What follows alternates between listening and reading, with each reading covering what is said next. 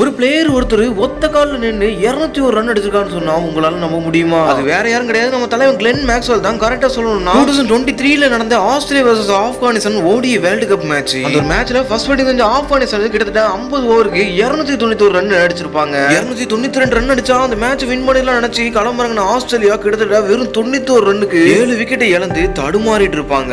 so அந்த ஒரு டைம்ல அவ்வளவுதான், அதோட ஆஸ்திரேலியாவோட கதை முடிஞ்சிருச்சுன்னு நினைக்கும் போது இருங்க பாய்ன்னு சொல்ற மாதிரி